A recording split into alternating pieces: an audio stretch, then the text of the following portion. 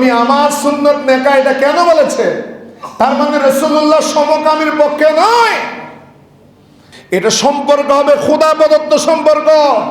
এটা যেমন তেমন রিলেশনশিপ নয়।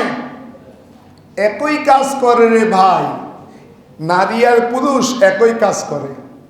স্বামী এবং স্ত্রী নেকার মাধ্যমে যখন তাদের পবিত্র বন্ধন হয়, স্বামীর চেহারাও সুন্দর আর তার স্ত্রীর চেহারা কি হয়ে যায়?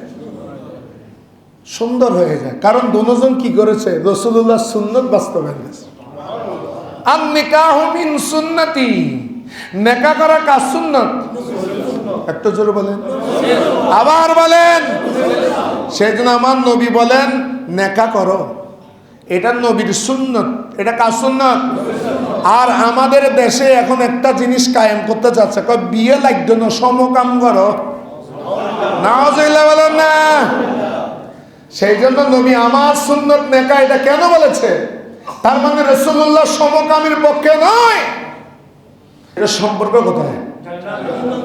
ওবা উগ্র খারাপ কাজত যায়, খারাপ মাইয়ার লগে মিলে ইতে চেহারা মুখ থাকে না। হ্যাঁ, গাল তাল ভাঙিলে চোখটোর ডুবে একদম ইয়াকুর ডলে যাবে, হিরুন সিহুরের মতন চেহারা হয়ে যাবে। একই কাজ একই কর্ম নারীর সাথে পুরুষে করেছে, স্বামী এবং স্ত্রী করলে চেহারার মধ্যে নূর এসে যায়, আর অবৈধভাবে করলে চেহারা থেকে নূর চলে যায়। একটা বৈধ আর একটা অবৈধ। সেই জন্য স্বামী স্ত্রীর মধ্যে মায়া মহব্বত সৃষ্টির জন্য আগে বন্ধনকে বৈধ করতে হবে।